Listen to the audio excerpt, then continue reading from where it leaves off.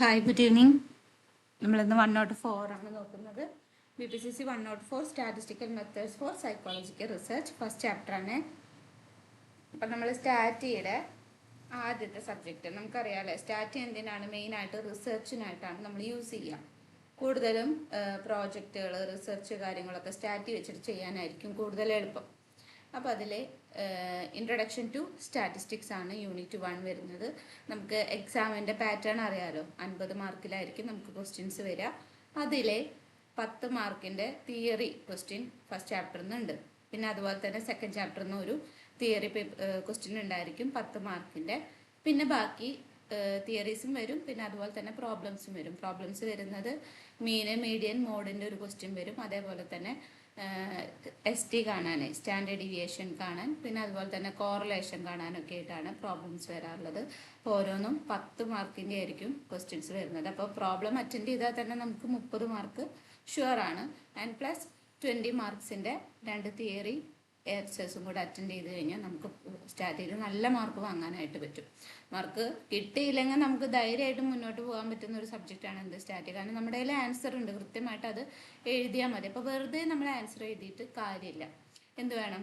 Step വേണം. അപ്പോൾ നമുക്കൊരു കണ്ടീഷൻ എന്താണെന്ന് വെച്ച് കഴിഞ്ഞാൽ ഓരോ ആൻസേഴ്സിനും 300 വേർഡ്സ് വെച്ചിട്ടാണ് നമ്മൾ എഴുതേണ്ടത്. അപ്പോൾ തിയറിക്ക് നമുക്ക് തിയറി ബേസിൽ നമുക്ക് 300 വേർഡ്സ് അറ്റൻഡ് ചെയ്യാം. പക്ഷേ എങ്ങനെ ഒരു പ്രോബ്ലത്തിൽ നമ്മൾ എങ്ങനെയാണ് 300 വേർഡ്സ് അപ്ലൈ ചെയ്യാം? വെനെവർ ആപ്ലിക്കബിൾ എന്ന് നമുക്ക് ക്വസ്റ്റ്യനിൽ തന്നിട്ടുണ്ടായിരിക്കും. എങ്കിൽ കൂടി നമ്മൾ പരമാവധി എന്ത് എഴുതണം? സ്റ്റെപ്പുകൾ ഇൻക്ലൂഡ് ചെയ്ത് എഴുതണം. മീൻ കാണാൻ നമുക്ക് ജസ്റ്റ് ഒന്നും വേണ്ട. സമ്മ് കണ്ടിട്ട് ടോട്ടൽ കൊണ്ട് ഡിവൈഡ് ചെയ്താൽ നമുക്ക് മീൻ കിട്ടും. പക്ഷേ അതിന് മാർക്ക് കിട്ടത്തക്ക രീതിയിൽ എങ്ങനെയാണ് അത് എഴുതേണ്ടതെന്നുള്ളത് നമുക്കറിയാമല്ലോ. അതിനാണ് നമ്മൾ സ്റ്റാറ്റിയുടെ ക്ലാസ്സുകളിൽ എടുത്ത് പറഞ്ഞു തരുന്നത്. കാരണം ഓരോ സ്റ്റെപ്പുകളും എഴുതി സ്റ്റെപ്പിലും ഇപ്പോൾ വേർഡ്സുകൾ നമുക്ക് കൂട്ടാനായിട്ട് പറ്റും. വേർഡ്സുകൾ ഇൻക്ലൂഡ് ചെയ്തിട്ട് വേണം പ്രോബ്ലം അറ്റൻഡ് ചെയ്യാനായിട്ട്. എങ്കിൽ മാത്രമേ നമുക്ക് മാർക്ക് സ്കോർ ചെയ്യാനായിട്ട് പറ്റത്തുള്ളൂ. അതുകൊണ്ടാണ് സ്റ്റാറ്റിയുടെ ക്ലാസ്സുകൾ നമ്മൾ മെയിനായിട്ട് ഈ എക്സാം ടൈമിൽ പ്രൊവൈഡ് ചെയ്യുന്നത്. കഴിഞ്ഞ സെമസ്റ്ററിൽ നമ്മൾ എടുത്ത ക്ലാസ്സുകളൊക്കെയാണ് 104, 108 ഒക്കെ. അപ്പോൾ പിന്നെ എടുക്കുന്നത് എന്താണെന്ന് വെച്ച് കഴിഞ്ഞാൽ ഈ എക്സാമിന് അറ്റൻഡ് ചെയ്യുന്നവർക്ക് സ്കോർ ചെയ്യാൻ പറ്റുന്ന ഏറ്റവും നല്ലൊരു സബ്ജക്റ്റാണ്, ഇൻ മൈ ഒപ്പീനിയൻ നല്ലൊരു സബ്ജക്റ്റാണ് സ്റ്റാറ്റി എന്നുള്ളത്. മാത്സ് കുറച്ചൊന്ന് പഠിക്കാൻ ബുദ്ധിമുട്ടുണ്ടെങ്കിലും നമുക്ക് അറ്റൻഡ് ചെയ്യാൻ പറ്റാവുന്ന ക്വസ്റ്റ്യൻസ് ആണ്. എല്ലാ വട്ടവും പിന്നെ പാറ്റേൺ അനുസരിച്ച് നമുക്ക് റിപ്പീറ്റ് ആയിട്ടുള്ള ക്വസ്റ്റ്യൻസ് ആണ് വരിക. ഒരു മോഡൽ പഠിച്ചു വെച്ച് കഴിഞ്ഞാൽ നമുക്ക് ധൈര്യമായിട്ട് സ്റ്റാറ്റി അറ്റൻഡ് ചെയ്യാനായിട്ട് പറ്റും. ഓക്കെ അല്ലേ? നമുക്ക് ചാപ്റ്ററിലോട്ട് പോവാം. Unit 1 introduction to statistics. Meaning of statistics. സ്റ്റാറ്റിസ്റ്റിക്സിൻ്റെ മീനിങ് ആണ് ഇമ്പോർട്ടൻറ്റ് ക്വസ്റ്റ്യൻ ആണ്, എല്ലാ വട്ടവും ചോദിക്കുന്നതാണ്. Definition and nature of the statistics. ഇപ്പം മീനിങ് ചോദിച്ചു കഴിഞ്ഞാൽ നമ്മൾ ആദ്യം എന്ത് എഴുതണം? ഡെഫിനിഷൻ എഴുതണം. അപ്പോൾ ഡെഫിനിഷൻ എഴുതുമ്പോൾ നിർബന്ധമായിട്ടും നമ്മളൊരു ഡെഫിനിഷൻ പഠിച്ചു വെക്കുക തന്നെ വേണം. അത് ആരാണോ ഡിഫൈൻ ചെയ്തിട്ടുള്ളത് ആളുടെ പേരും. വർഷം നമുക്ക് വേണമെങ്കിൽ സ്കിപ്പ് ചെയ്യാം. വർഷം എഴുതുമെന്ന് ഞാൻ ഒരിക്കലും പറയില്ല. പക്ഷെ ഒരു ഡെഫിനിഷൻ നമ്മൾ മസ്റ്റായിട്ട് പഠിച്ചു വയ്ക്കുക. അത് അതേ പഠിക്ക്. നമ്മൾ ഡെഫിനിഷനിൽ മാറ്റങ്ങളൊന്നും വരുത്താനായിട്ട് പാടില്ല. ഒരു ഡെഫിനിഷൻ മസ്റ്റായിട്ട് നമ്മൾ അതേ പഠിക്ക് ബൈ ഹാർട്ട് ചെയ്ത് വയ്ക്കാം. Definition and nature of statistics. The term statistics finds its origin in an Italian term statista, that is a person who deals with state-related affairs and activities. അപ്പോൾ സ്റ്റാറ്റിസ്റ്റിക്സ് എന്നുള്ള ഒരു term വന്നത് എവിടെ നിന്നാണ്? ഒരു Italian time ആയിട്ടുള്ള സ്റ്റാറ്റിസ്റ്റ എന്നുള്ള വേർഡിൽ നിന്നാണ് സ്റ്റാറ്റിസ്റ്റിക്സ് എന്നുള്ള വേർഡ് ഉണ്ടായിട്ടുള്ളത്. അതായത് സ്റ്റാറ്റിസ്റ്റ എന്ന് പറയുന്നത് ഒരു പേഴ്സൺ ആണ് who deals with state related affairs and activities. അന്ന് സ്റ്റേറ്റിൻ്റെ കാര്യങ്ങളൊക്കെ ചെയ്തിരുന്ന ഒരാളെ തന്നെയാണ് സ്റ്റാറ്റിസ്റ്റ എന്ന് പറഞ്ഞത്. അതിൽ നിന്നാണ് സ്റ്റാറ്റിസ്റ്റിക്സ് എന്നുള്ളൊരു ടേം ഉണ്ടായിട്ടുള്ളത്. It was initially called state arithmetic, in which the information about the nation, for instance tax related information and war plans were tabulated. പണ്ട് ഇതിനെ പറഞ്ഞിരുന്നത് എന്താണ്? ഇനീഷ്യലി ഇതിനെ കോൾ ചെയ്തത് സ്റ്റേറ്റ് അരിത്തമെറ്റിക് എന്നാണ്. കാരണം സ്റ്റേറ്റിൻ്റെ കാര്യങ്ങളൊക്കെ ഡീൽ ചെയ്തിരുന്നത് ആ കാര്യങ്ങളൊക്കെ ഡീൽ ചെയ്തിരുന്നത് ഒരു ഫീൽഡായിരുന്നു എന്ത്? സ്റ്റാറ്റിസ്റ്റിക്സ് എന്ന് പറയുന്നത്. Example tax related information, war plans, യുദ്ധങ്ങൾ പ്ലാൻ ചെയ്യുക, ആൻഡ് വേർ ടാബുലേറ്റഡ്, ഇതൊക്കെ എന്ത് ചെയ്യുന്ന സ്റ്റാറ്റി വെച്ചിട്ടാണ് ചെയ്തിരുന്നത്. അതുകൊണ്ട് ഇതിനെ സ്റ്റേറ്റ് അരിത്തമെറ്റിക് എന്നാണ് ഇനീഷ്യലി കോൾ ചെയ്തത്. The statistics was earlier known for its application to government related activities and data like census. പിന്നെ എന്തിനു യൂസ് ചെയ്തിട്ടുണ്ട്? ഗവൺമെൻറ് റിലേറ്റഡ് ആക്ടിവിറ്റീസ്, അതായത് സെൻസസ് കളക്ട് ചെയ്യുക. സെൻസസിന് വേണ്ടിയിട്ട് മെയിനായിട്ട് ഈ ഒരു സ്റ്റാറ്റിയെ യൂസ് ചെയ്തിരുന്നത്. However, today it is increasingly used in various fields like economics, psychology, education, management and so on. ഇന്നിപ്പോൾ ഏതൊക്കെ മേഖലകളിൽ യൂസ് ചെയ്യുന്നുണ്ട്? Economics, psychology, education, management. ഇപ്പോൾ പറഞ്ഞു വന്നത് സ്റ്റാറ്റിസ്റ്റിക്സ് എന്നുള്ള ടേം ഉണ്ടായത് ഒരു ഇറ്റാലിയൻ ടേം ആയിട്ടുള്ള സ്റ്റാറ്റിസ്റ്റ എന്നുള്ള വേർഡിൽ നിന്നാണ്. That's a person who deals with state related affairs. സ്റ്റേറ്റിൻ്റെ അന്നത്തെ കാര്യങ്ങളൊക്കെ ഡീൽ ചെയ്തിരുന്ന ഒരു പേഴ്സണാണ് സ്റ്റാറ്റിസ്റ്റ. ഇനി അതിനെ മുന്നേ കോൾ ചെയ്തത് സ്റ്റേറ്റ് അരിത്തമെറ്റിക് എന്നാണ്. കാരണം എന്താണ്? Tax related information, war plans were tabulated. അതുകൊണ്ട് തന്നെ അതിനെ സ്റ്റേറ്റ് അരിത്തമെറ്റിക് എന്ന് വിളിച്ചു. പിന്നെ ഇതിനെന്തും കൂടെ യൂസ് ചെയ്തിട്ടുണ്ട്? ഗവൺമെൻറ് റിലേറ്റഡ് ആയിട്ടുള്ള ആക്ടിവിറ്റീസ്, ഡാറ്റാസ് ഒക്കെ ചെയ്യാനായിട്ട് നമ്മൾ സ്റ്റാറ്റ് യൂസ് ചെയ്തിട്ടുണ്ട്. Like census. ഇന്ന് പല മേഖലകളും സ്റ്റാറ്റ് യൂസ് ചെയ്യുന്നു. Economics, psychology, education, management, health, അങ്ങനെ ഒരുപാട് ഫീൽഡുകളിൽ ഇപ്പോൾ സ്റ്റാറ്റ് യൂസ് ചെയ്യുന്നുണ്ട്. Statistics can be described as a branch or subfield of mathematics that mainly deals with the organization as well as analysis and interpretation of a group of numbers. എന്താണ് branch? ഒരു മാത്സിൻ്റെ ഒരു branch ആണ് അല്ലെങ്കിൽ sub field ആണെന്നൊക്കെ പറയാം. നമ്മൾ problems വെച്ചിട്ടാണ് ചെയ്യുന്നത്. That mainly deals with organisation and analysis and interpretation of A group of numbers. ഒരുപാട് നമ്പേഴ്സ് വെച്ചിട്ട് അതിനെ ഓർഗനൈസ് ചെയ്ത് അനലൈസ് ചെയ്ത് ലാസ്റ്റ് ഒരു ഇൻ്റർപ്രിട്ടേഷനിലായിട്ട് നമ്മൾ എത്തുന്നു. അതിനാണ് സ്റ്റാറ്റ് യൂസ് ചെയ്യുന്നത്. In simple terms, statistics can be described as the science of classifying, organizing and analyzing data. ഏറ്റവും സിമ്പിൾ ആയിട്ടുള്ള ഒരു ഡെഫിനിഷനാണ് ഇപ്പോൾ പറഞ്ഞത്. The science of classifying, organising and analysing data. ഒരു ഡാറ്റേനെ കിട്ടിക്കഴിഞ്ഞാൽ അതിനെ ക്ലാസിഫൈ ചെയ്ത് ഓർഗനൈസ് ചെയ്ത് അനലൈസ് ചെയ്യുന്നു. ഹൗ? സയൻറ്റിഫിക്കലി. ഒരു സയൻസ് ആണ് സ്റ്റാറ്റിസ്റ്റിക് എന്ന് പറയുന്നത്. ഒരു സയൻസ് ആണ്. Classifying, organising and analysing data. Statistics can also be explained as a science that involves use of scientific and systematic methods in order to analyze numerical data related to a phenomena and then draw inferences and conclusions from the same. എന്തിയാണ് statistics എന്ന് പറയുന്നത്? ഒരു science ആണ്. അതിൽ സയൻറ്റിഫിക്കും സിസ്റ്റമാറ്റിക്കും ആയിട്ടുള്ള ഒരുപാട് methods ഉണ്ട്. എന്തിനു വേണ്ടിയിട്ട്? To analyse numerical data related to phenomena and then draw inferences and conclusions from the same. ഇതൊക്കെ ചെയ്തിട്ട് നമുക്ക് ഏറ്റവും ലാസ്റ്റ് അതിൽ നിന്നൊരു കൺക്ലൂഷൻ ഉണ്ടാക്കണം. നമ്മുടെ ഡാറ്റേനെ അത് നമ്മൾ അനലൈസ് ചെയ്യുന്നു. ഒരു ഫിനോമിനൊക്കെ വെച്ചിട്ടാണ്, ഒരു തിയറീസ് ഒക്കെ ഉണ്ട്, അത് വെച്ച് നമ്മൾ അനലൈസ് ഒക്കെ ചെയ്ത് ഏറ്റവും ലാസ്റ്റ് എന്താണ്? Draw inferences and conclusions from the same. ഇതേ ഡാറ്റയിൽ നിന്ന് നമ്മൾ കൺക്ലൂഷൻസും ഇൻഫറൻസസും ഒക്കെ മേക്ക് ചെയ്യുന്നു. Statistics can also be defined as a mathematical science pertaining to collection, analysis, interpretation and presentation of data. വേറൊരു തരത്തിൽ ഡിഫൈൻ ചെയ്തേക്കാണ്. എന്താണ്? ഒരു മാത്തമാറ്റിക്കൽ സയൻസ് ആണ്. pertaining to collection, analysis, interpretation and presentation of data. ഡാറ്റനെ എന്ത് ചെയ്യുന്നുണ്ട്? Collect ചെയ്യുന്നുണ്ട്, analyse ചെയ്യുന്നുണ്ട്, interpret ചെയ്യുന്നുണ്ട്, പ്രസൻറ്റ് ചെയ്യുന്നുണ്ട്. ഇതൊക്കെയാണ് സ്റ്റാറ്റിയുടെ 3 ഡെഫിനിഷൻസ് നമ്മൾ പറഞ്ഞു. ഏറ്റവും ആദ്യം എന്താ പറഞ്ഞത്? ആരോൺ കോപ്സിൻ്റെ statistics can be described as a branch or subfield, അങ്ങനെ പറഞ്ഞിട്ടൊരു ഡെഫിനിഷൻ പറഞ്ഞു. അടുത്തത് നമ്മൾ പറഞ്ഞു സ്റ്റാറ്റി എന്ന് പറയുന്നത് സിമ്പിളായിട്ട്, വളരെ സിമ്പിളായിട്ട് the science of classifying, organising and analysing data. And last പറഞ്ഞു വീരരാഘവൻ ആൻഡ് ഷഡ്ഗോക്കൻ്റെ statistics can also be defined as a mathematical science pertaining to collection, analysis, interpretation and presentation of data. 3 definition പറഞ്ഞു. ഇതിൽ നിങ്ങൾക്ക് ഈസി ആയിട്ട് തോന്നുന്നത് ഏതാണോ ഒരെണ്ണം പഠിച്ചു വയ്ക്കുക. എൻ്റെ അഭിപ്രായത്തിൽ എന്താണ്? രണ്ടാമത്തെയാണ് അല്ല ഈസി ആയിട്ടുള്ളത്. അപ്പോൾ അത് മസ്റ്റായിട്ട് പഠിച്ചിട്ട് എഴുതാനായിട്ട് നോക്കുക. It can be explained as procedures that involve not only description of the data but drawing inferences well. ഇതെന്താണ്? നമുക്ക് ഡിസ്ക്രിപ്ഷൻ മാത്രമല്ല, പിന്നെ എന്തും കൂടെ ഉണ്ട്. 1 സെക്കൻഡ് കേട്ടോ. It can be explained as procedures that involve not only description of data but drawing inferences as well. ഇവിടെ descriptions മാത്രമല്ല, നമ്മൾ അതിൽ നിന്ന് ഇൻഫറൻസസ് ഉണ്ടാക്കുന്നുണ്ട് അല്ലേ, നമ്മളൊരു അനുമാനത്തിലേക്ക് എത്തും. In this regard it can be mention that statistics can be categorised into 2 main branches, descriptive statistics and inferential statistics. ഇങ്ങനെ 2 തരത്തിലാണ് നമ്മൾ സ്റ്റാറ്റിനെ കാറ്റഗറൈസ് ചെയ്തിട്ടുള്ളത്, ഡിസ്ക്രിപ്റ്റീവും ഇൻഫറൻഷ്യലും. ഡിസ്ക്രിപ്റ്റീവ് എന്ന് പറഞ്ഞു കഴിഞ്ഞാൽ നമ്മൾ അനലൈസിങ് ഒക്കെ ചെയ്യുന്ന ഒരു സ്റ്റാറ്റിയാണ് ഡിസ്ക്രിപ്റ്റീവ്. ഇൻഫറൻഷ്യൽ സ്റ്റാറ്റി എന്ന് പറഞ്ഞാൽ ഏറ്റവും ലാസ്റ്റ് നമ്മൾ അനുമാനത്തിൽ എത്താൻ വേണ്ടി കുറേ പ്രോബ്ലംസ് ചെയ്യും, അതാണ് ഇൻഫറൻഷ്യൽ സ്റ്റാറ്റി. ഓക്കെ, ഞാൻ ചാർജർ ഒന്ന് കണക്ട് ചെയ്യട്ടെ കേട്ടോ. ചാർജർ വന്ന്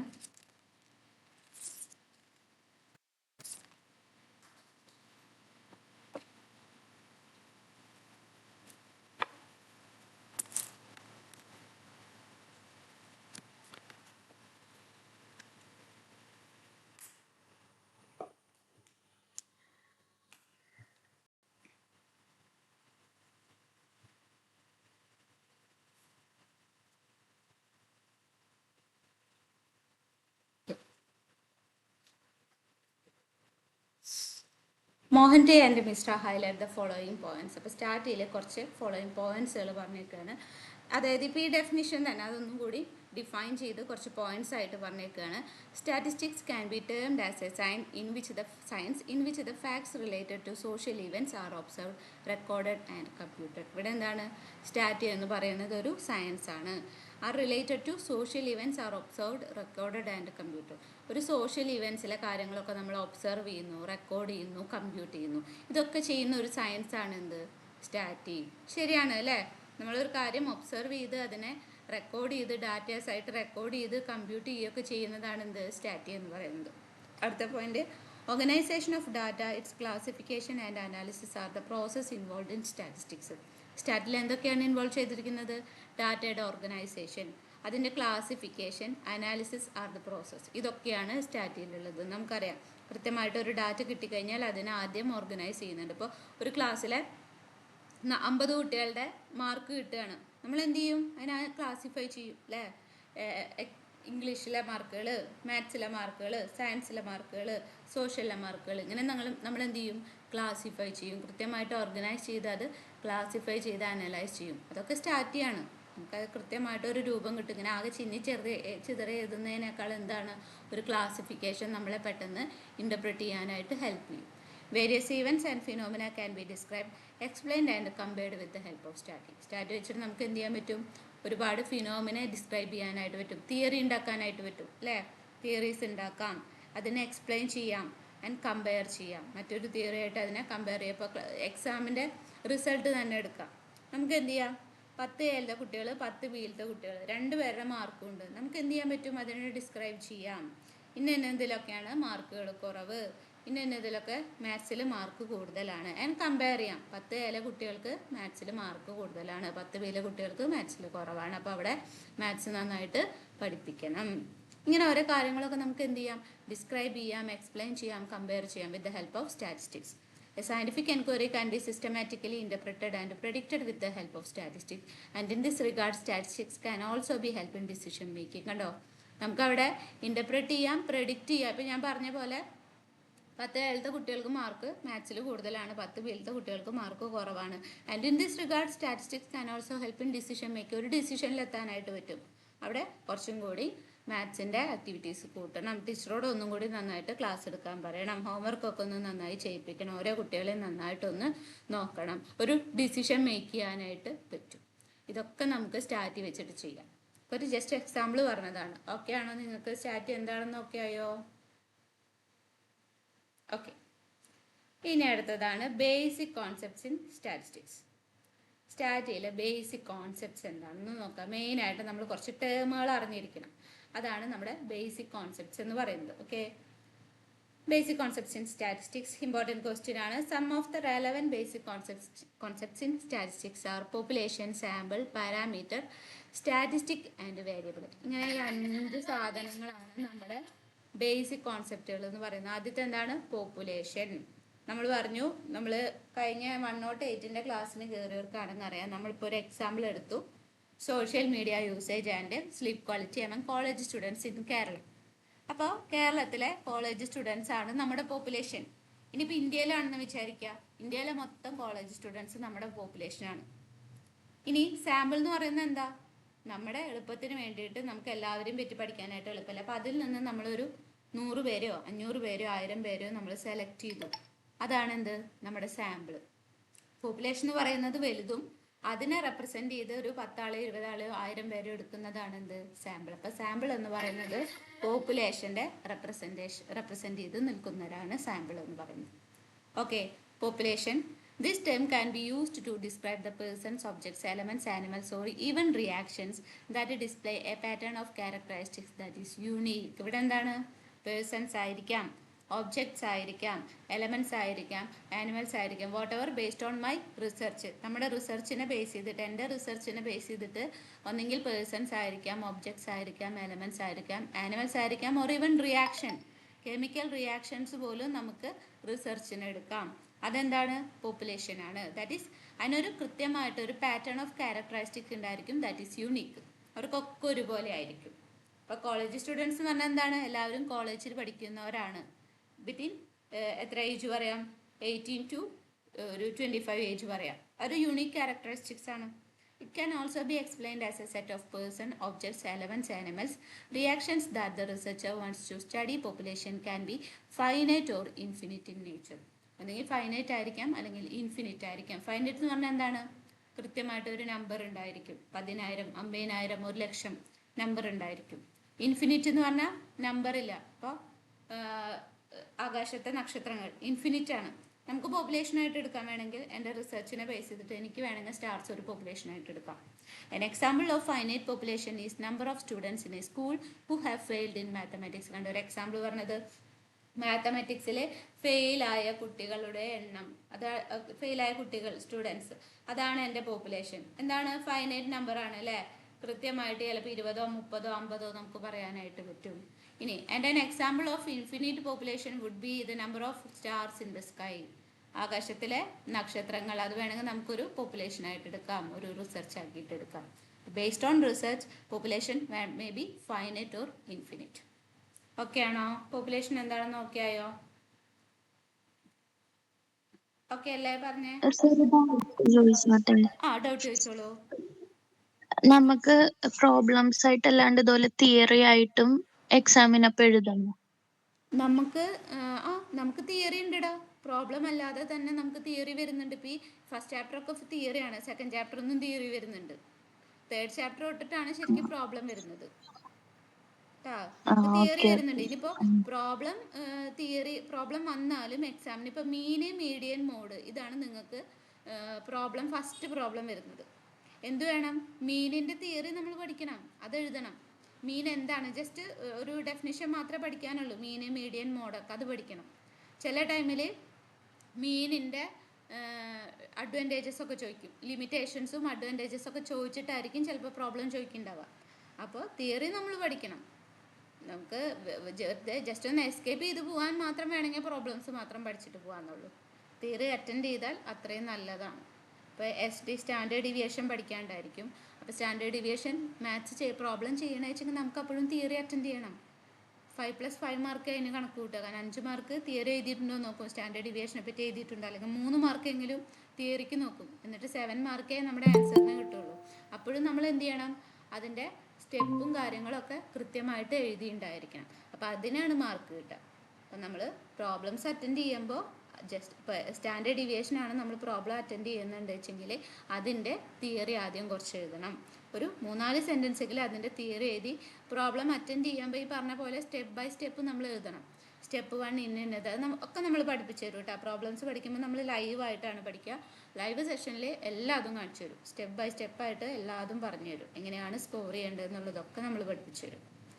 ഓക്കെ ആണോ? ഡൗട്ട് ക്ലിയർ ആയോ? ഇനി അടുത്തതാണ് സാമ്പിൾ. പോപ്പുലേഷൻ നമ്മൾ പറഞ്ഞു കഴിഞ്ഞു. നെക്സ്റ്റ് സാമ്പിൾ ആണ്. സാമ്പിൾ എന്താണ്? നേരത്തെ പറഞ്ഞ പോലെ തന്നെ പോപ്പുലേഷനെ റെപ്രസെൻറ്റ് ചെയ്തുകൊണ്ട് കുറച്ച് പേരെ നമ്മൾ എടുക്കും, അതാണ് sample. Okay.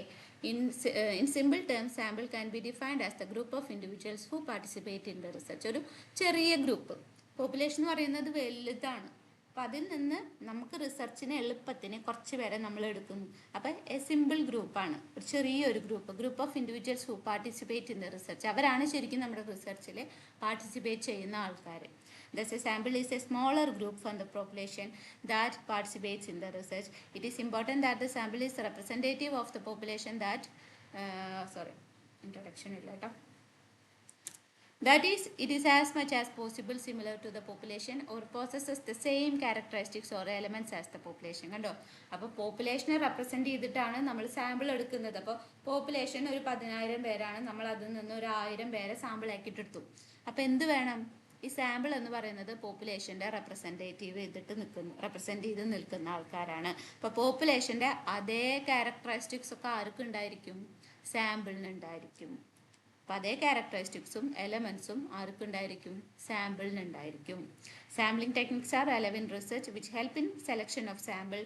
Sampling techniques can be into probability sampling and non-probability sampling. ഈ ഒരു ടേബിൾ നമ്മൾ വരച്ചു വെക്കണം കേട്ടോ. സാമ്പിൾ എഴുതുമ്പോൾ ജസ്റ്റ് ഒന്ന് പഠിച്ചു വെച്ചാൽ മതി. ഇതൊക്കെ എന്തൊക്കെയാണ് സാമ്പിളിംഗ് എന്നുള്ളത് നമ്മൾ പിന്നീടാണ് പഠിക്കുക. ജസ്റ്റ് ഈ പേരുകൾ പഠിച്ചു വയ്ക്കുക. അതായത് പ്രോബബിലിറ്റി സാമ്പിളിംഗ് ഉണ്ട്, നോൺ പ്രോബബിലിറ്റി സാമ്പിളിംഗ് ഉണ്ട്. അതായത് സാമ്പിൾസ് തിരഞ്ഞെടുക്കുന്ന ടൈമിൽ നമ്മൾ നോക്കേണ്ട കുറച്ച് കാര്യങ്ങളാണ് പ്രോബബിലിറ്റി നോൺ പ്രോബബിലിറ്റി. അപ്പോൾ ജസ്റ്റ് ഈ പേരുകൾ പഠിച്ചു വയ്ക്കാം. എന്നിട്ട് ഈ ടേബിൾ വരച്ച് വെക്കാനായിട്ട് മറക്കരുത്. ഏതൊക്കെയാണ് പ്രോബബിലിറ്റിയിൽ? Simple random sampling, systematic random sampling, stratified random sampling, cluster sampling, multi stage random sampling. ഇനി നോൺ പ്രോബബിലിറ്റിയിൽ convenient, voluntary, judgement, quota sampling and snowball sampling. ഈ 5 10 സാമ്പിളിങ്ങിൻ്റെ പേര് നമ്മളവിടെ എഴുതണം. ഓക്കെ, ഈ ഒരു ടേബിൾ വരയ്ക്കാനായിട്ട് നോക്കുക. സാമ്പിളിംഗ് എഴുതുന്ന സമയത്ത് പോപ്പുലേഷൻ എടുത്തു, സാമ്പിൾ എടുത്തു. Next parameter. പോപ്പുലേഷനെ ഡെസിഗ്നേറ്റ് ചെയ്യുന്നതാണ് എന്ത്? പാരാമീറ്റർ എന്ന് പറയുന്നത്. A parameter can be termed as A value that provides information about the population that is investigated in the research. നമ്മൾ പോപ്പുലേഷനെ പറ്റിയിട്ടുള്ള ഇൻഫർമേഷൻ ആണ് ആര് തരുന്നത്? Parameter. It can be described as a measure of the population and refers to the indices of a central value, dispersion, correlation and so on of all the individuals of the population. അതായത് പോപ്പുലേഷൻ്റെ central value എന്ന് പറയുന്നത് എന്താണ്? മീൻ. പോപ്പുലേഷൻ്റെ മീൻ. ഈ മീനാണ് എന്ത്? Parameter എന്ന് പറയുന്നത്. അപ്പോൾ പോപ്പുലേഷൻ്റെ മീൻ എന്ന് പറയുന്നത് പാരാമീറ്റർ ആണ്. പോപ്പുലേഷൻ്റെ മീൻ എന്ന് പറയുന്നത് എന്താണ്? പാരാമീറ്റർ ആണ്. തെറ്റിക്കരുത് കേട്ടോ. പോപ്പുലേഷൻ്റെ പാരാമീറ്റർ എന്ന് പറയുന്നത് മീൻ. പോപ്പുലേഷൻ്റെ മീൻ എന്ന് പറയുന്നത് പോപ്പുലേഷൻ്റെ മീൻ എന്ന് പറയുന്നത് പാരാമീറ്റർ ആണ്. അതായത് പോപ്പുലേഷൻ്റെ സെൻട്രൽ വാല്യൂ, ഡിസ്പേർഷൻ, കോറിലേഷൻ ഇതിനെ കുറിച്ചൊക്കെ നമുക്ക് പറഞ്ഞു തരുന്നത് പാരാമീറ്റർ ആണ്. An exact parameter is not always easy to obtain and any parameter will have a statistic. ഒരു എക്സാക്ട് പാരാമീറ്റർ നമുക്ക് കിട്ടാനായിട്ട് എളുപ്പമല്ല. കാരണം എന്താണ്? പോപ്പുലേഷൻ എന്ന് പറയുന്നത് വലുതാണ്. അപ്പോൾ any parameter will have a statistic. അപ്പോൾ നമുക്ക് ചോദിക്കാം സ്റ്റാറ്റിസ്റ്റിക് എന്താണ്? അടുത്ത ടേം അതാണ് statistic. As aspects of a population are measured by a parameter, aspects of a sample are measured by statistic. അപ്പോൾ സാമ്പിളിൻ്റെ മീനാണ് എന്ത്? സ്റ്റാറ്റിസ്റ്റിക്. പോപ്പുലേഷൻ്റെ മീൻ പാരാമീറ്റർ, സാമ്പിളിൻ്റെ മീൻ സ്റ്റാറ്റിസ്റ്റിക്. പോപ്പുലേഷൻ മെഷർ ചെയ്യുന്നത് പാരാമീറ്റർ വെച്ചിട്ടാണ്. അതേപോലെ തന്നെ സാമ്പിൾ മെഷർ ചെയ്യുന്നത് സ്റ്റാറ്റിസ്റ്റിക് വെച്ചിട്ടാണ്. ഓക്കെ ആണോ ഇതൊക്കെ? പോപ്പുലേഷൻ, സാമ്പിൾ, പാരാമീറ്റർ, സ്റ്റാറ്റിക്, ഇത്രയും കാര്യങ്ങൾ നമ്മൾ എടുത്തു. ഓക്കെ അല്ലേ? ഇനി ഈ ടേബിൾ പഠിക്കണം. അതായത് symbols for parameter and statistic. നമ്മൾ അങ്ങനെ അങ്ങോട്ട് എഴുതാറില്ലെങ്കിലും എക്സാമിന് ഈ സിമ്പിൾസ് ഒക്കെ എഴുതി കഴിഞ്ഞാൽ കുറച്ച് മാർക്ക് കിട്ടും. ഈ ടേബിൾ മസ്റ്റായിട്ട് നിങ്ങൾ ഈ ക്വസ്റ്റ്യനിൽ എഴുതണം കേട്ടോ. അപ്പോൾ സാമ്പിളും പിന്നെ അതുപോലെ തന്നെ പോപ്പുലേഷൻ, സാമ്പിള്, പാരാമീറ്റർ, സ്റ്റാറ്റിസ്റ്റിക് ഇത്രയും എഴുതി കഴിഞ്ഞാൽ പിന്നെ നമ്മൾ ഈ ഒരു ടേബിൾ അവിടെ വരച്ചു വെക്കണം. മസ്റ്റാണ് കേട്ടോ. ഈ ഒരു ടേബിള് പറയാം. മെഷേഴ്സ് ആണ്. അതായത് മീന്, സ്റ്റാൻഡേർഡ് ഡീവിയേഷൻ, വേരിയൻസ്. ഇത് പാരാമീറ്ററിലാണ് വെച്ചെങ്കിൽ നമ്മൾ മ്യൂ എന്ന് പറഞ്ഞു. അതായത് പാരാമീറ്ററിൻ്റെ മീൻ, പോപ്പുലേഷൻ്റെ മീനാണ് എന്ത്? പാരാമീറ്റർ. പോപ്പുലേഷൻ്റെ മീനാണ് പാരാമീറ്റർ. സാമ്പിളിൻ്റെ മീനാണ് സ്റ്റാറ്റിസ്റ്റിക്. അതായത് പോപ്പുലേഷനെ കുറിച്ചുള്ള ഇൻഫർമേഷൻസ് ആണ് പാരാമീറ്റർ തരുന്നത്. സാമ്പിളിനെ കുറിച്ചുള്ള ഇൻഫർമേഷൻസ് ആണ് സ്റ്റാറ്റിസ്റ്റിക് തരുന്നത്. ഇതിന് ഓരോ സിമ്പിൾസ് ഉണ്ട്. ഇനി മീനാണ് കാണുന്നത് വെച്ചെങ്കിൽ, പോപ്പുലേഷൻ്റെ മീനാണെങ്കിൽ നമ്മളവിടെ മ്യൂ എന്ന് എഴുതും. പോപ്പുലേഷൻ്റെ മീനാണെങ്കിൽ മ്യൂ എന്ന് എഴുതും. ഇനി പോപ്പുലേഷൻ്റെ SD ആണെങ്കിൽ സിഗ്മ എന്ന് എഴുതും. സിഗ്മ എന്ന് എഴുതും. പോപ്പുലേഷൻ്റെ സ്റ്റാൻഡേർഡ് ഡീവിയേഷനെ നമ്മൾ എന്തെന്ന് എഴുതും? സിഗ്മ. ഈ സാധനം സിഗ്മ എന്ന് എഴുതും. ഇനി വേരിയൻസ് ആണെങ്കിലോ അതിൻ്റെ കൂടെ ഒരു സ്ക്വയർ ഇടും. Sigma square.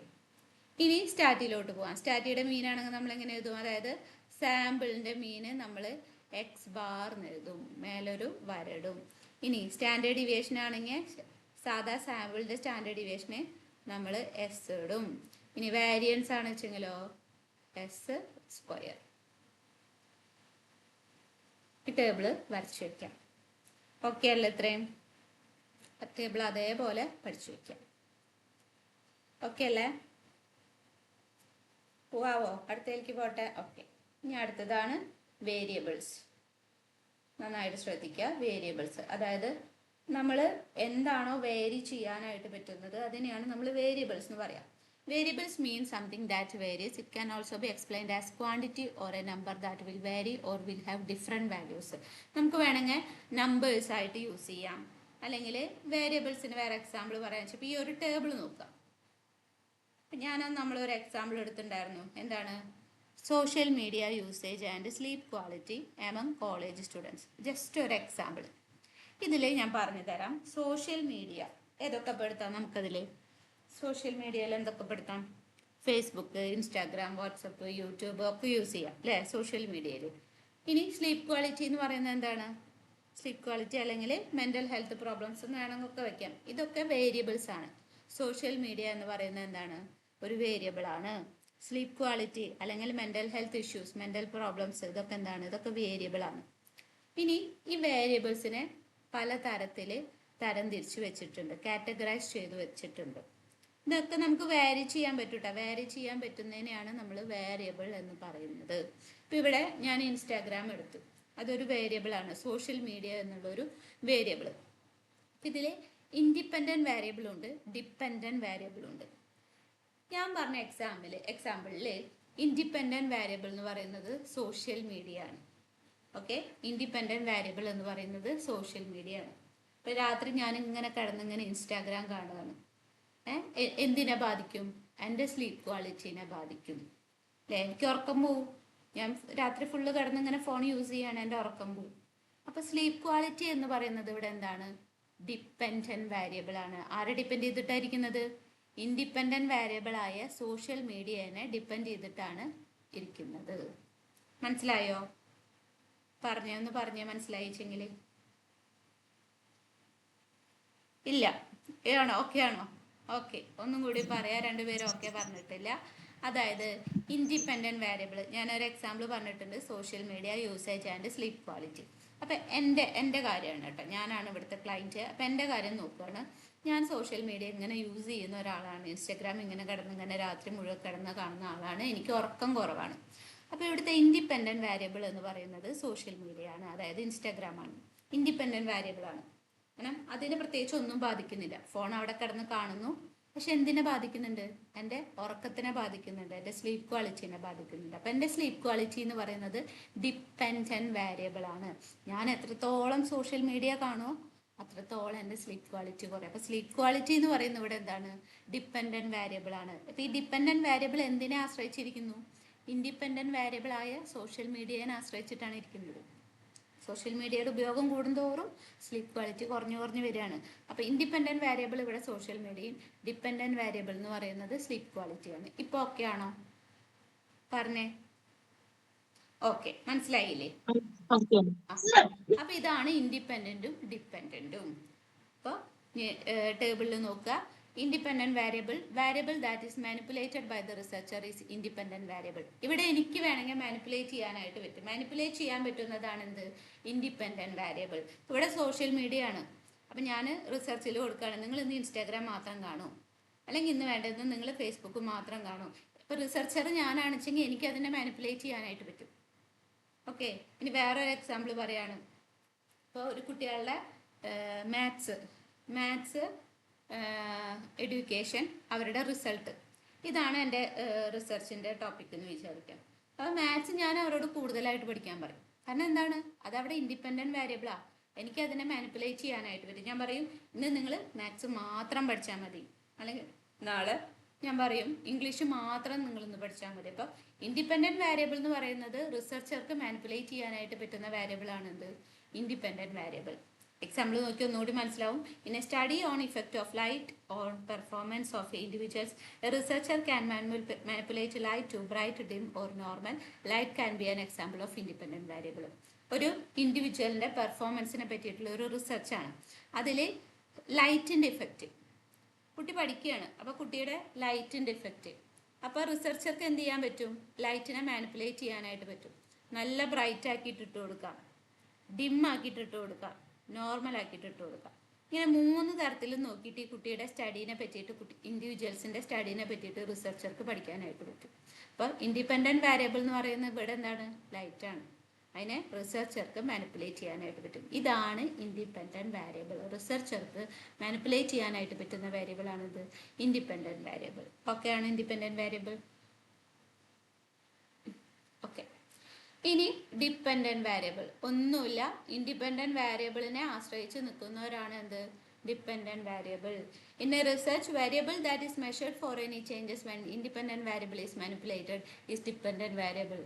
ഇൻഡിപെൻഡൻറ്റ് വേരിയബിളിനെ ഇങ്ങനെ മാനിപ്പുലേറ്റ് ചെയ്യുമ്പോൾ ഡിപ്പെൻഡൻറ്റ് വേരിയബിളിനെ അത് ആശ്രയിച്ചുകൊണ്ടാണ് ഇരിക്കുന്നത്. അപ്പോൾ ഞാൻ ഒരു ദിവസം പറയാം, നീ ഇന്ന് ഇൻസ്റ്റാഗ്രാം കാണും, അപ്പോൾ ആ സ്ലീപ്പ് ക്വാളിറ്റിയിൽ വ്യത്യാസം വന്നു. നാളെ പറയും നീ വാട്സപ്പ് യൂസ് ചെയ്യും, 4 മെസ്സേജ് അയച്ചു കഴിഞ്ഞാൽ ചിലപ്പോൾ ഞാൻ കിടന്നുറങ്ങും, അപ്പോൾ എൻ്റെ സ്ലീപ്പ് ക്വാളിറ്റിനെ അത് യൂസ് ചെയ്യും. പിറ്റേ ദിവസം റിസർച്ചർ എന്നോട് പറയുകയാണ് നീ യൂട്യൂബ് കണ്ടോ, ചിലപ്പോൾ നേരം വെളുക്കണ വരെ ഞാൻ കാണും, അപ്പോൾ എൻ്റെ സ്ലീപ്പ് ക്വാളിറ്റിനെ അത് ബാധിക്കും. അപ്പോൾ ഡിപ്പെൻഡൻറ്റ് വേരിയബിൾ എന്ന് പറയുന്നത് എന്താണ്? ഇൻഡിപെൻഡൻറ്റ് വേരിയബിളിനെ മാനിപ്പുലേറ്റ് ചെയ്യുമ്പോൾ അതിൻ്റെ മെഷേഴ്സ് മൊത്തം എവിടെയാണ് കാണിക്കുന്നത്? ഡിപ്പെൻഡൻറ്റ് വേരിയബിൾ ആണ്. ഓക്കെ, മനസ്സിലായോ? In above example performance is an example of dependent variable. മോളത്തെ എക്സാമ്പിൾ വെച്ചിട്ട് നോക്കുമ്പോൾ എന്താണ്? പെർഫോമൻസ് ആണ് ഡിപ്പെൻഡൻറ്റ് വേരിയബിൾ, കാരണം ലൈറ്റിനെ ആശ്രയിച്ചിട്ടാണ് ഇരിക്കുന്നത്. ലൈറ്റിൻ്റെ മറ്റേ ഇൻറ്റൻസിറ്റി അനുസരിച്ച് പെർഫോമൻസിൽ വ്യത്യാസം വരും. ഇൻഡിപെൻഡൻറ്റും ഡിപ്പെൻഡൻറ്റും ഒക്കെ അല്ലേ? ഓക്കെ. ഇനി അടുത്തത് എക്സ്ട്രീനിയസ് വേരിയബിൾ. അടുത്തതാണ് എക്സ്ട്രീനിയസ് വേരിയബിൾ എന്ന് പറഞ്ഞു കഴിഞ്ഞാൽ നമ്മുടെ റിസർച്ചിൽ ഇടയ്ക്ക് കയറി വരുന്ന ആൾക്കാർ, എക്സ്ട്രീനിയസ് ആൾക്കാർ, പക്ഷെ നമുക്ക് ആവശ്യം ഉണ്ടായിരിക്കില്ല. ഇപ്പോൾ സ്ലീപ്പ് ക്വാളിറ്റി പറയാണ്. അപ്പോൾ സ്ലീപ്പ് ക്വാളിറ്റി ചെയ്യുന്ന നേരത്തെ ചിലപ്പോൾ ചൂടുകാലാണെന്ന് വിചാരിക്കാം, നമുക്ക് ഉറക്കം കുറവായിരിക്കും. ചൂട് കൂടുമ്പോൾ AC ഇല്ല, ഫാനില്ല, കറണ്ട് കട്ടിങ് ആണ്, ചിലപ്പോൾ നമുക്ക് എന്തുണ്ടായിരിക്കില്ല? ഉറക്കം ഉണ്ടായിരിക്കില്ല. പക്ഷെ ആ ചൂടിനെ അല്ലെങ്കിൽ ആ ക്ലൈമറ്റിനെ നമുക്കിവിടെ വേരിയബിളായിട്ട് എടുക്കേണ്ട ആവശ്യമുണ്ടോ? ഇല്ല. അങ്ങനത്തെ ഒഴിവാക്കുന്ന നമ്മുടെ റിസർച്ചിൽ ഇൻ്റർഫിയർ ചെയ്ത് കയറി വരുന്ന വേരിയബിൾസിനെയാണ് നമ്മൾ എക്സ്ട്രീനിയസ് വേരിയബിൾ എന്ന് പറയുന്നത്. Variable that may impede or interfere in the relationship between independent variable and dependent variable is called extraneous variable. കാരണം ഇതിൻ്റെ ഇടയിൽ കയറി വരും. ഇപ്പോൾ ചൂടുകാലാണ്, ചൂട് കൂടുതലാണ്, AC ഇല്ല, ഫാനില്ല, കറണ്ട് ഇല്ല, ഇതൊക്കെ സ്ലീപ്പ് ക്വാളിറ്റി കുറയ്ക്കാൻ കാരണങ്ങളാണ്. പക്ഷെ നമുക്കത് റിസർച്ചിൽ എടുക്കാനായിട്ട് പറ്റുമോ? ഇല്ല. എന്നാൽ നമ്മുടെ വേരിയബിൾസിനൊക്കെ ബാധിക്കുകയും ചെയ്യും. ഇത്തരം വേരിയബിൾസിനെയാണ് എക്സ്ട്രീനിയസ് വേരിയബിൾ. ഒഴിവാക്കാനുള്ള വേരിയബിൾസിനെയാണ് നമ്മൾ എക്സ്ട്രീനിയസ് വേരിയബിൾ എന്ന് പറയുന്നത്. The above example, noise can interfere in relationship between IV and DV and it is possible that changes in DV. കണ്ടോ, ഇവിടെ ആ കുട്ടി ഇരുന്ന് പഠിക്കുമ്പോൾ കുട്ടിയുടെ പെർഫോമൻസിന് ചിലപ്പോൾ നോയ്സ് ബാധിക്കും. വളരെ ഒച്ചയും ബഹളമാണ്, ആ കുട്ടിക്ക് ശരിക്കും പഠിക്കാൻ പറ്റുന്നില്ല. അതെന്താണ്? അവിടെ ഒരു എക്സ്ട്രീനിയസ് വേരിയബിളാണ്, പക്ഷെ നമ്മളതിനെ റിസർച്ചിൽ എടുക്കുന്നുമില്ല. അങ്ങനത്തെ വേരിയബിൾസിനെയാണ് എക്സ്ട്രീനിയസ് വേരിയബിൾ എന്ന് പറയുന്നത്. ഓക്കെ ആണോ? Extraneous variable. ഓക്കെ. ഇനി അടുത്തതാണ് quantitative variable. Quantitative variable, this is a variable that is numerically represented. നമുക്ക് ന്യൂമറിക്കലി എഴുതി റെപ്രസെൻറ്റ് ചെയ്യാൻ പറ്റുന്നത് എന്തും ക്വാണ്ടിറ്റേറ്റീവ് ആണ്. ഫോർ എക്സാമ്പിൾ ഇൻ്റലിജൻറ്റ് കോഷ്യൻ്റെ, വെയിറ്റ്, ഹൈറ്റ്, ഇതൊക്കെ നമ്മൾ എങ്ങനെ ചെയ്യുന്നു? നമ്പർ വെച്ച് എഴുതി കാണിക്കും. അതാണ് ക്വാണ്ടിറ്റേറ്റീവ് വേരിയബിൾ. കൃത്യമായിട്ടൊരു അളവുണ്ടായിരിക്കും. Next, qualitative variable. This has measurable characteristics that are not numerical but categorical. ഇവിടെ എന്താണ്? ക്വാളിറ്റേറ്റീവ് എന്ന് പറഞ്ഞാൽ ന്യൂമറിക്കൽ അല്ല, നമ്പേഴ്സ് ആയിട്ടൊന്നും എടുക്കാനായിട്ട് പറ്റില്ല, പക്ഷെ നമുക്ക് അതിനെ കാറ്റഗറൈസ് ചെയ്യാം. For example gender, socio economic status, religion, നമുക്ക് കാറ്റഗറൈസ് ചെയ്യാം.